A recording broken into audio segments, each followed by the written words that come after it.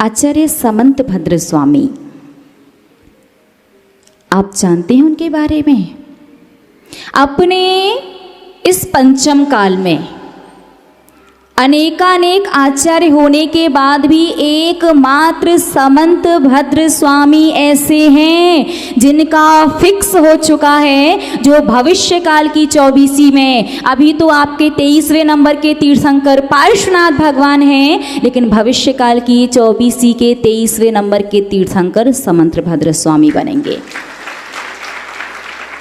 Fix है उनका। मोक्ष तो सारे साधु जाएंगे जितने भी पूर्वाचार्य हुए हैं, लेकिन कौन कब जाएगा, कैसे जाएगा, कोई भी शास्त्रीय प्रमाण नहीं मिलता, एकमात्र समंत भद्र स्वामी का। तो आप जानते हैं उन्होंने जीवन में क्या किया था? कितने लोग जानते? सच में नहीं जानते। अच्छा, एक पॉइंट में एक भाभी बता रही हैं, बताइएगा क्या किया था? तो भस्म व्याधि रोग होने से 23वें तीर्थंकर बनेंगे, ये कैसे हो सकता है जी? ईश्वर पर अटूट श्रद्धा नहीं, हम वो चीज पूछ रहे हैं, ऐसा उन्होंने अपने जीवन में क्या किया? क्या कुंद कुंद आचार्य को अटूट श्रद्धा नहीं थी? अरे चलो समंत भद्र स्वामी पर बाद में आते, पहले कुंद कुंद आचार्य को। बात है दक्षिण भारत की कौंड कुंदपुर नगर की, जहाँ पर एक बहुत ही समृद्धशाली परिवार रहा करता था। उस परिवार की स्वामिनी जो थी, जब वो गर्भवती हुई तो वो अपने गर्भस्थ शिशु को अपने उल्टे हाथ का स्पर्श करते हुए, जो पेट होता है उस पर अपने उल्टे हाथ का स्पर्श सीधे हाथ की तरफ कीजिए, तो उससे आपकी भावनाओं को, उन धर्म के संस्कारों को वो गर्भस्थ शिशु महसूस करता है। वो अपना उल्टा हाथ अपने पेट पर रखती और बोलती थी, शुद्धोसि बुद्धोसि निरंजनोसि संसारी माया परिवर्जितोसि शरीर भिन्नं त्यज सर्वचेष्टा मंदालसा वाक्यमुपास्व पुत्र। वो अपने गर्भस्थ शिशु से कहती हैं कि हे संतान, तू शुद्ध है, बुद्ध है, निरंजन है, संसार की मोह माया प्रपंचों से तू परे है, यहाँ तक कि जो शरीर तेरे साथ है ना, वो भी तेरा नहीं है। हमेशा इन बातों को ध्यान रखना। उस गर्भस्थ शिशु पर ऐसे संस्कार पड़े इस लोरी के कि वो शिशु जब 11 वर्ष का हुआ तो उसने दीक्षा ले ली। अपने कुंद कुंद आचार्य ने 11 वर्ष में मुनि दीक्षा ले ली थी। मुनि दीक्षा ली। दीक्षा के समय उनका नाम रखा गया पद्मनंदी। क्या नाम रखा? पद्मनंदी। और कौंड कुंदपुर में जन्म लेने की वजह से उनका जगत प्रसिद्ध नाम हुआ कुंद कुंद आचार्य। अध्ययन करते करते जब कुंद कुंद आचार्य ने पढ़ा कि साक्षात 20 तीर्थंकर आज भी इस मध्य लोक में विराजमान हैं, बस इतना पढ़ना था कि उनके तो मन में आ गया, मुझे तो साक्षात भगवान के दर्शन करने हैं। दर्शन करने हैं। कैसे होंगे? चारण रिद्धि वगैरह के माध्यम से तो हो सकते हैं, बिना रिद्धि के पंचम काल में कैसे होंगे दर्शन? लेकिन करने हैं, मतलब करने हैं।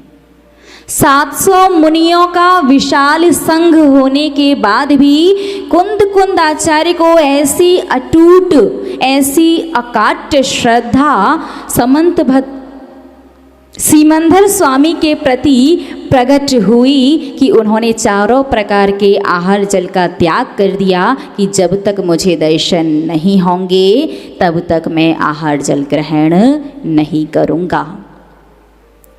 उनकी श्रद्धा, उनकी भक्ति की शक्ति देखिए। विदेह क्षेत्र में सीमंधर स्वामी की दिव्य ध्वनि में नाम लेकर के कुंद कुंद आचार्य को मेरा आशीर्वाद। इस प्रकार से सीमंधर स्वामी की दिव्य ध्वनि घिरी।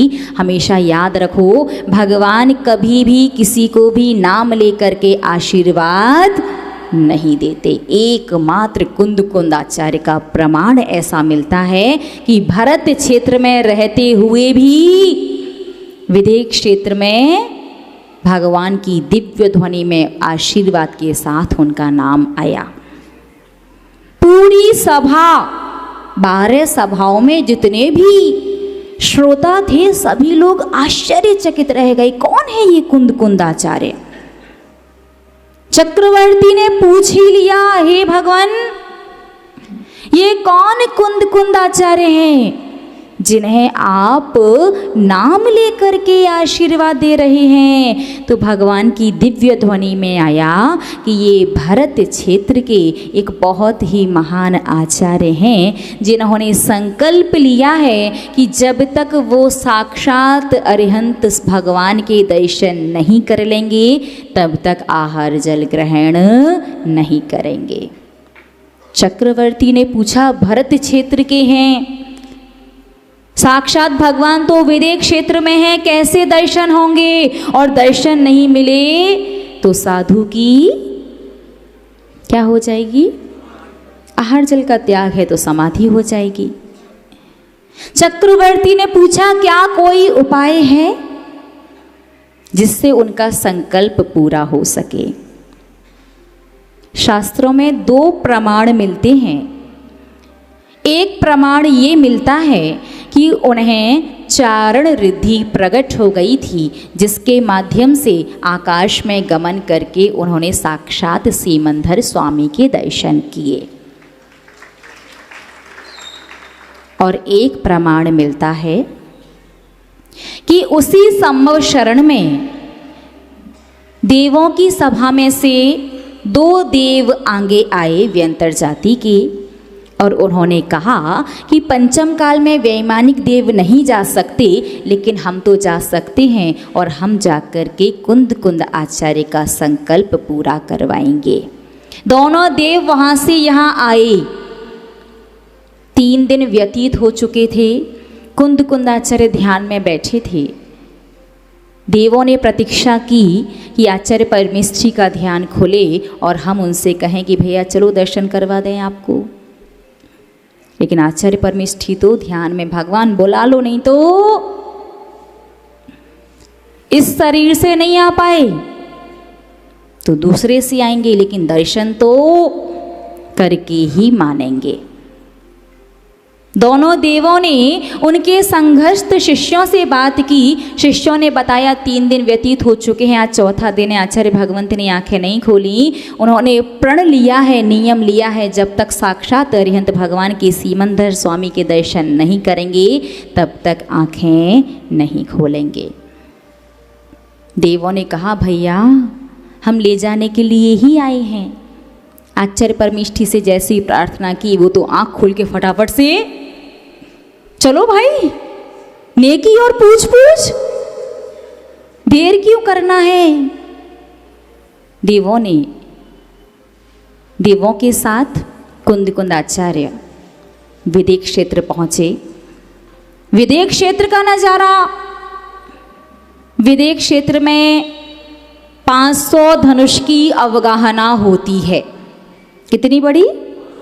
500 धनुष का मतलब है, एक धनुष का मतलब 4 हाथ और एक हाथ का मतलब 1.5 फीट। तो लगभग 500 धनुष का मतलब 2000 हाथ और 6000 फीट, और 6000 फीट का समथिंग समथिंग एक एवरेज निकालें तो 1 किलोमीटर, यानी वहाँ के मनुष्य कितने बड़े? 1 किलोमीटर बड़े। और कुंद आचार्य 3.5 हाथ के। यद्यपि संभव शरण में जीवों की विराधना नहीं होती, किसी की मृत्यु नहीं होती, फिर भी कुंद आचार्य इतने से लग रहे थे। उन्हें लगा कि कहीं विराधना ना हो जाए, इन्हें तो दिखूंगा भी नहीं मैं। तो कुंद आचार्य सीमंदर स्वामी के सिंहासन के नीचे जो पाए होते हैं वहां जाकर के बैठ गए। 8 दिन तक उन्होंने साक्षात अरिहंत परमेष्ठी की दिव्य ध्वनि को अपने कानों से सुना है। और जब चक्रवर्ती दर्शन करने पहुंचा, चक्रवर्ती सोच रहा है गणधर भी नहीं पहुंच पाते जहां तक ये कौन बैठा है। चक्रवर्ती ने ऐसे हाथ करके निकाला, ऐसे हाथ पर रखा और देख रहा है ध्यान से। भगवान से पूछा, भगवान ये नर आकृति का कीड़ा कौन सा है? अब उसे तो नहीं पता ना, मुद्रा तो दिगंबर लग रही है लेकिन इतना छोटा। तो भगवान ने कहा, चक्रवर्ती क्षमा मांग लो पहले, ये नर आकृति का कीड़ा नहीं, भरत क्षेत्र के बहुत बड़े आचार्य हैं कुंद स्वामी मुनि महाराज। तब चक्रवर्ती ने भगवान सीमंदर स्वामी के संभव शरण में कुंदाचार्य को एक और नया नाम दिया, और वो नाम था एलाचार्य, अर्थात इलायची के बराबर के आचार्य। तो ऐसे कितने नाम हुए? 3। इलायची इतनी सी होती ना, इलायची वो इतने सही थे, क्षमा भी मांग ली और नाम भी मिल गया। कितने हो गए? 3। कौंड कुंदपुर में जन्म लेने से कुंदाचार्य, दीक्षा के समय पद्मनंदी, और सीमंदर स्वामी के सम्मुख में इतनी सी अवगाहना दिखने की वजह से एलाचार्य। 8 दिन वहां रहे और 8 दिनों में उन्होंने एक भी दिन आहार नहीं किए। इसकी 3 वजह हैं। पहली, सम्मोषण में रहने पर भूख प्यास नहीं लगती, तो आवश्यकता नहीं थी। दूसरी, आप खुद सोचो, इतने से आचार्य हैं, वहां के मनुष्य 500 धनुष के हैं, 1 किलोमीटर के, उनके बर्तन वो कैसे पड़गान होगा, और कैसे अंजलि में, मतलब क्या देंगे, ड्रॉप से डिप करके भी नहीं दे सकते। एक रीज़न ये भी हो सकता है, और एक रीज़न ये भी था कि आचार्य भगवंत कुंद स्वामी का जन्म भरत क्षेत्र का था, और उस समय वो विदेह क्षेत्र में थे। तो भरत क्षेत्र में जब दिन था तो वहाँ रात थी, और जब वहाँ दिन था तो यहाँ रात थी, इसलिए भी आहार नहीं कर सकते थे। 8 दिन वहाँ पर दिव्य ध्वनि सुनी। जब वो वापस आ रहे थे तो वापस आते समय स्पीड ज़्यादा होने की वजह से उनकी मयूर पिक्षिका गिर गई। जैसे ही पिच्छी गिरी, आचार्य वहीं रुक गए। क्यों रुक गए? क्योंकि दिगंबर साधु का मतलब मुनि, आर्यिका, क्षुल्लक, क्षुल्लिका, 7 कदम से ज़्यादा बिना पिच्छी के नहीं चल सकते। कोई भी परिस्थिति हो, कुछ भी हो, पिच्छी नहीं है तो अधिक से अधिक 7 कदम उसके बाद वो वहीं बैठ जाएंगे, कैसी भी परिस्थिति हो। कुंदाचार्य भी रुक गए, आगे तो नहीं जाऊंगा, क्या किया जाए। उस समय कहीं भी मयूर पंख उपलब्ध नहीं थे, तो वहाँ पर पास में गिद्ध पक्षी के पंख डले हुए थे। अब भरत क्षेत्र तो वापस जाना था, तो उन्हीं के पंख को समेट करके पिच्छी बनाई गई, और तब उन्हें मिला चौथा नाम, गिद्ध पिच्छाचार्य। गिद्ध पक्षी के पंख की पीछी लेने वाले प्रथम आचार्य कुंद कुंद स्वामी मुनि महाराज थे। भले ही परिस्थिति में ली या जैसे भी, और भाई थोड़े टाइम के लिए ली थी, बाद में भरत क्षेत्र में आकर के वापस से मयूर पंख की पीछी ले ली। भरत क्षेत्र में आए और 8 दिनों में उन्होंने जितना भी वहाँ पर साक्षात भगवान को सुना था, यहाँ पर आकर के उन्होंने उसे लिपिबद्ध कर दिया अष्टपाहुड़ ग्रंथ के नाम से। अष्टपाहुड़ कुंद कुंद आचार्य ने 84 पाहुड़, नियम सार, प्रवचन सार, समय सार इत्यादि अनेकानेक ग्रंथों का लेखन किया है। कुंद कुंद आचार्य का पहला ग्रंथ कौन सा है जरा बताइए ज्ञानियों। कुंद कुंद आचार्य को सब मानते, कुछ कुछ ज्ञानी तो समय सार को तो इतना ज़्यादा मान लेते, उन्हें लगता समय सार ही सब कुछ है। समय सार बहुत कुछ है, सब कुछ में उलझोगे तो।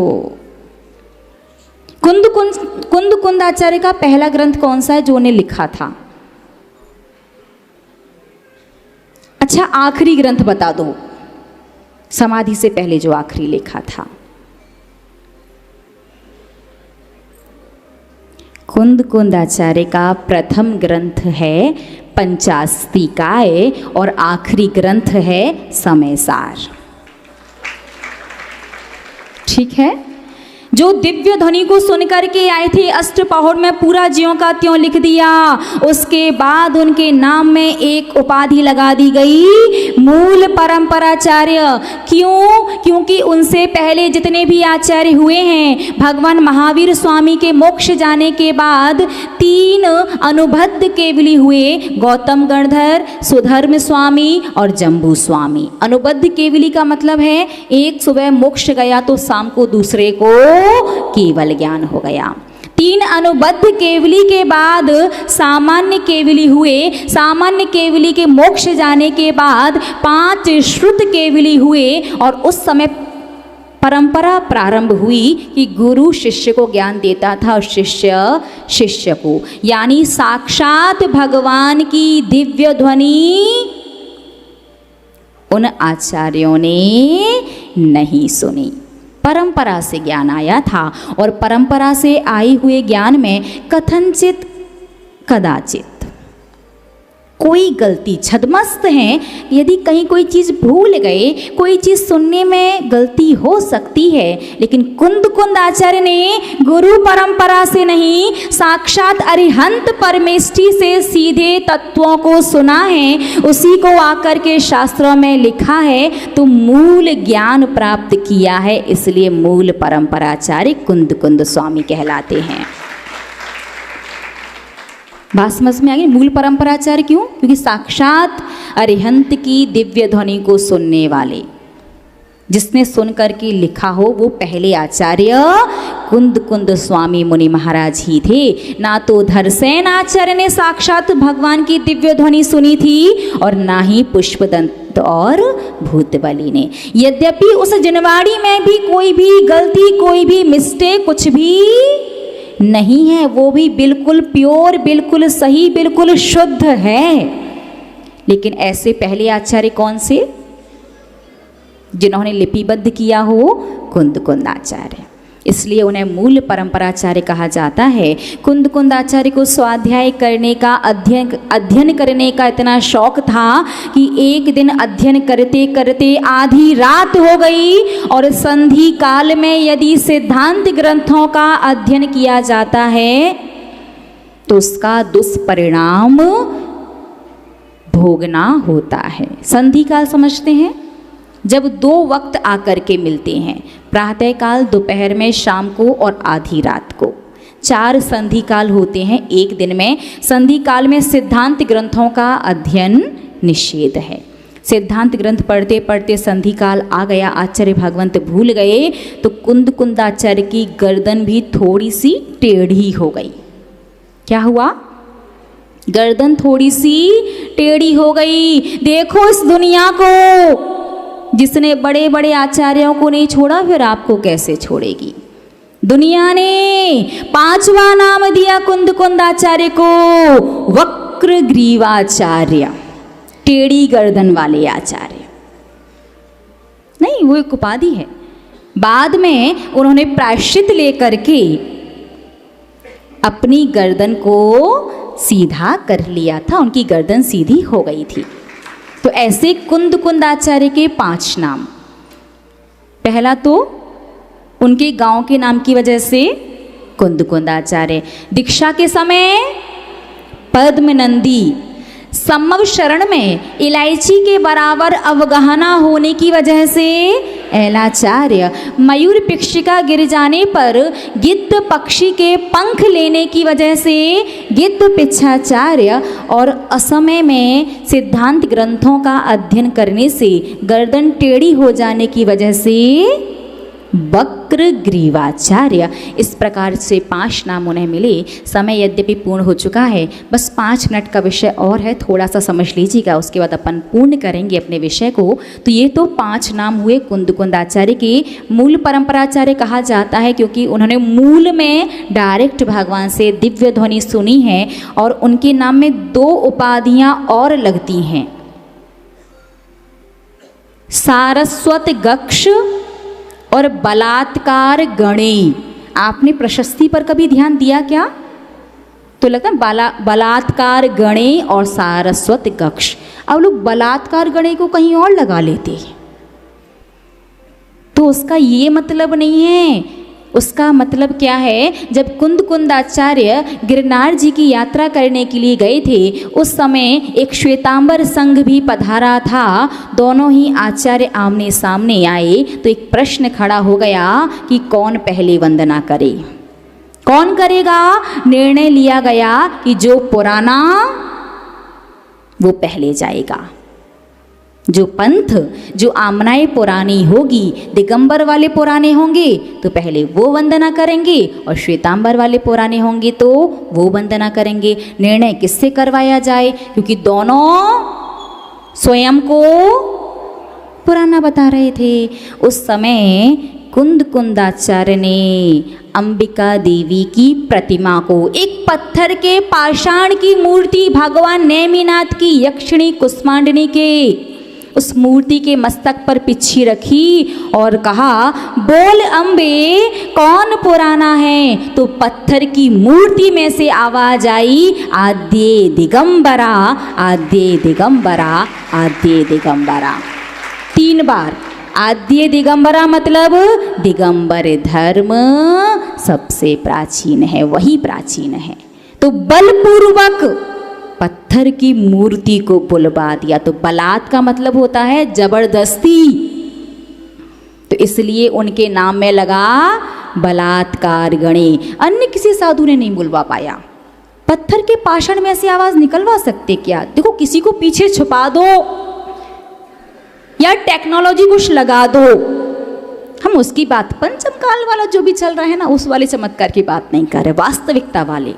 एकमात्र कुंदाचार्य ने बलपूर्वक जबरदस्ती पीछे रख कर के पत्थर की पाषाण की प्रतिमा को बुलवा दिया।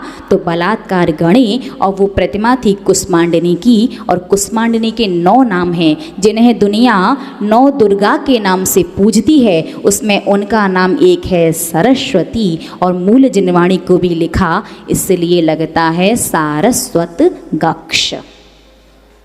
हाँ, जब प्रशस्ति प्रतिमा पर लिखते ना, उस समय देखिएगा ये उपाधियाँ कुंदाचार्य के नाम में लगाई जाती हैं। इतने महान हमारे कुंदाचार्य हुए हैं जिन्होंने जैन धर्म की वो प्रभावना की जो ना भूतो ना भविष्यति। इसीलिए कुंदाचार्य सर्वमान्य आचार्य हैं। उनका हर एक ग्रंथ, हर एक गाथा प्रमाण है। बस इतना ध्यान रखना, यदि उनके ग्रंथ को लेकर के किसी साधु ने प्रवचन करके उसमें अपने प्रवचन ऐड कर दिए हैं, तो उस बात को आप देख लेना कि कैसा क्या करना है। लेकिन यदि मूल ग्रंथ कुंदाचार्य का है, उसमें किसी का कोई मिश्रण, कोई प्रवचन, कोई टीका वर्तमान के आचार्य की ऐड नहीं है, तो वो ग्रंथ आपके लिए प्रमाण है। ऐसे महान हमारे कुंद कुंदाचार्य हुए हैं जिन्होंने उत्तम समाधि मरण को प्राप्त करके उत्तम गति को प्राप्त किया है। आगे भविष्य में वो मोक्ष को प्राप्त करेंगे। ऐसे कुंद कुंदाचार्य हम सभी भव्य जीवों का हमेशा मार्ग प्रकाशित करते रहें। हम सभी को समीचीन मार्ग का पथिक बनावें। इन्हीं भावों से नमोस्तु नमोस्तु।